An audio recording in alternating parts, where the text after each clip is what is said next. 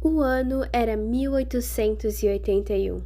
E Louis Pasteur, sim, esse mesmo que você pensou, lembrou de pasteurização do leite, exatamente esse.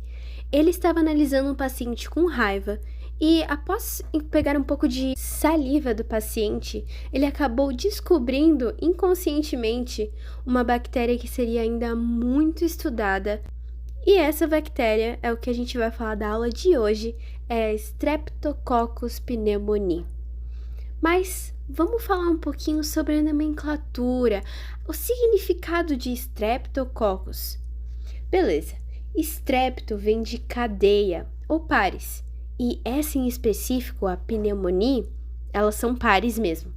E cocos vem de esferas, então a gente já consegue imaginar como essa bactéria vai ser vista em microscópio. Nós vamos localizar pequenas esferas e duplas de pequenas esferas. E pneumonia, a gente já consegue entender que isso fala um pouco sobre a localização onde ela vai ficar no corpo humano. Mas eu não vou dar muito spoiler, isso eu vou falar mais pra frente.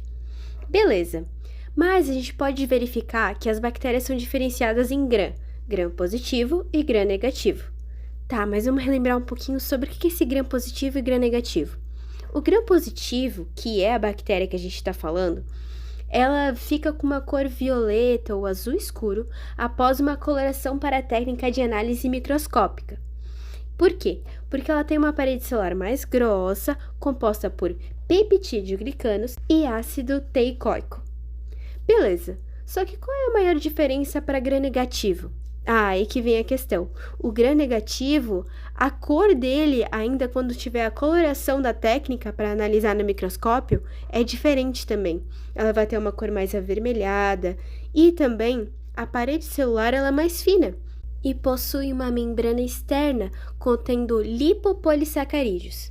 Beleza, já conseguimos diferenciar um gram negativo com um gram positivo. A partir de agora, a gente vai chamar o Streptococcus pneumoniae de pneumococcus para ser mais fácil de explicar, beleza? Então, vamos falar agora um pouquinho mais sobre a taxonomia do pneumococcus, a taxonomia completa, aquela que a gente aprendeu em biologia, desde reino até espécie. Aqui eu tenho o nome certinho de toda a taxonomia. E se quiserem dar uma olhada, isso é bem interessante para a gente observar algumas semelhanças de filo, de gênero. Faz mais sentido se a gente sabe todo o resto. Sobre a morfologia, isso mesmo, as estruturas da bactéria. Aqui tem um desenho da bactéria em geral. O pneumococcus ele tem partes principais como material genético, citoplasma, ribossomos e tem algumas que não são tão gerais assim, como cápsula. A cápsula vai ser uma parte importantíssima para o pneumococcus, porque ela vai auxiliar ele a não ser tão facilmente fagocitado pelos glóbulos brancos.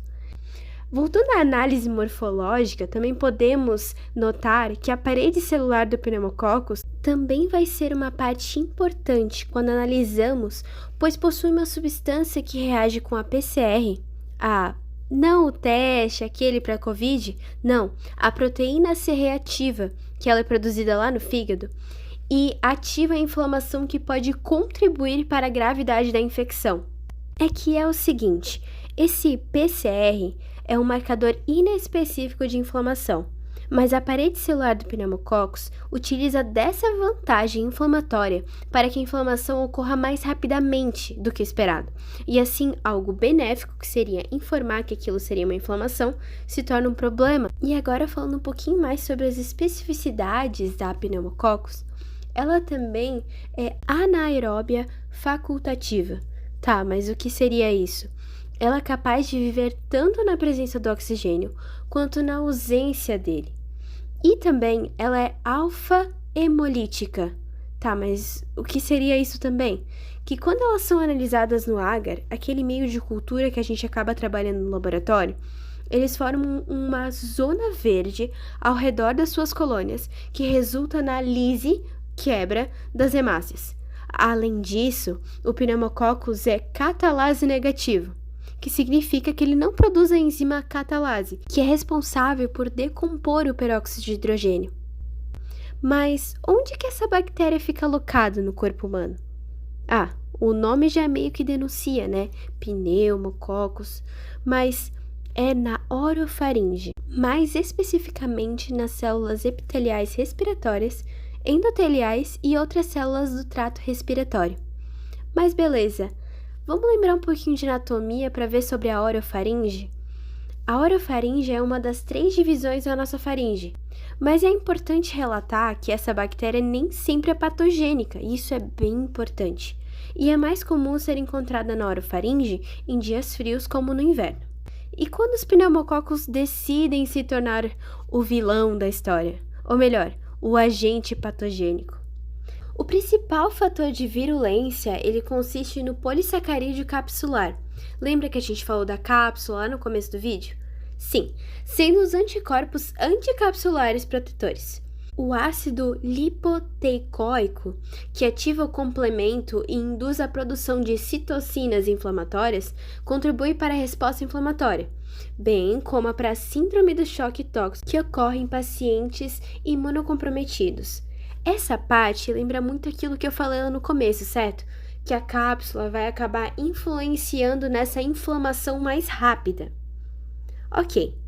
A pneumolizina, a hemolizina, que causa alfa-hemólise, que foi o que a gente comentou, pode também contribuir para a patogênese.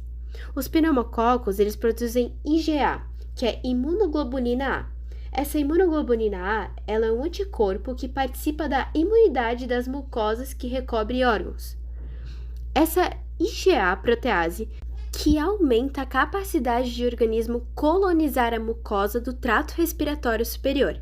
Os pneumococos, eles vão se multiplicar nos tecidos e vão causar essa inflamação. Quando eles atingem os alvéolos, a efusão, que é saída de fluidos e de hemácias e de leucócitos, que resultam em uma consolidação do pulmão. Durante o período de recuperação, os pneumococos eles são fagocitados, o que lembra que eles são mais difíceis de fagocitar. Mas eles serão fagocitados e as células mononucleares elas vão ingerir os restos celulares e a consolidação vai ser finalmente regredida. Tá, mas vocês já entenderam como tudo funciona. Mas agora quais são as doenças, as patologias que serão causadas? Temos várias, na verdade. Os pneumococos eles podem causar pneumonia, bacteriemia, meningite e infecções do trato respiratório superior, como otite média e sinusite. Como é que eu vou descobrir esse diagnóstico? Esse diagnóstico, normalmente, ele é um diagnóstico laboratorial, que ele é feito em esfregaços de escarro, submetidos à coloração de Gram. As colônias, elas são bilissolúveis. Tá, mas o que é isso? Que elas são lisadas, ou melhor, quebradas por bile. E o crescimento, ele é inibido por optoquina, que é um antimicrobiano que é colocado quando eles vão fazer os testes. Eu sei que tem bastante coisa, mas agora vamos ver um pouquinho em relação ao tratamento. A maioria dos pneumococos ela é suscetível a penicilinas e a eritromicina. Em infecções pneumocócicas severas, a penicilina G é o fármaco de escolha, enquanto as infecções pneumocócicas brandas, a penicilina V oral pode ser utilizada também. Tem alguns pacientes que são alérgicos à penicilina, então a eritromicina ou dos seus variados, também de ação prolongada, por exemplo, pode ser utilizado. A vancomicina é o fármaco de escolha para pneumococos resistentes à penicilina também. Entretanto, linhagens de pneumococos tolerantes à vancomicina emergiram também como linhagens de pneumococos resistentes a múltiplos fármacos, então é complicado essa parte de relação ao tratamento. Ok, o nosso paciente já se encontra bem, mas agora vem a pergunta de milhões. Como é que eu faço para prevenir essa infecção? Porque nada melhor do que prezar pela prevenção, não é mesmo? Beleza, como é que eu faço essa prevenção?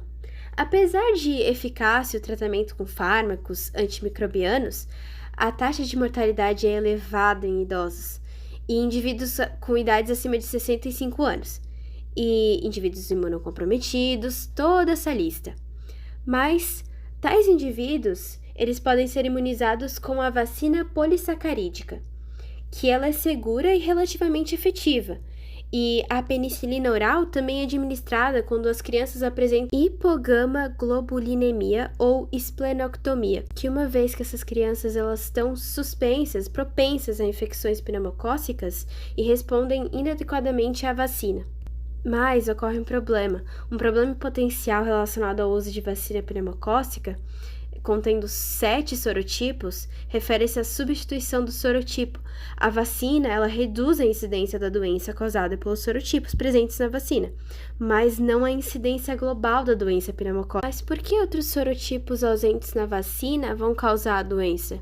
Bem, essa questão ainda continua em análise. Ok, mas falta mais uma parte importante. E a questão da epidemiologia? E as epidemias?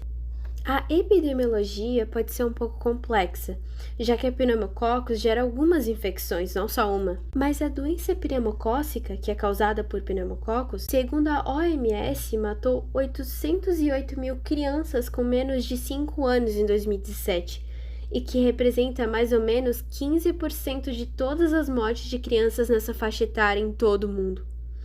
Ela também é a maior causa de mortalidade infantil por doença prevenível por vacina. Além do mais, a pneumonia pneumocócica também é causada por pneumococcus e, de acordo com a OPAS, Organização Pan-Americana de Saúde, a pneumonia é 81% e a meningite 12% das mortes por infecção pneumocócica. O risco de meningite pneumocócica no Brasil é alto e cerca de 30% dos pacientes que desenvolvem essa forma de doença invasiva, principalmente crianças e idosos, infelizmente falecem. A gente consegue ver nesse gráfico, segundo a faixa etária no Brasil de 2007 até 2020, a taxa de letalidade dessas doenças. Em Santa Catarina, falando de meningite pneumocócica, podemos ver como foi alta a letalidade, tendo 34,7%. Eu sei que foi muita coisa, mas espero que vocês tenham entendido. Seria isso. Obrigada pela atenção e ótimos estudos!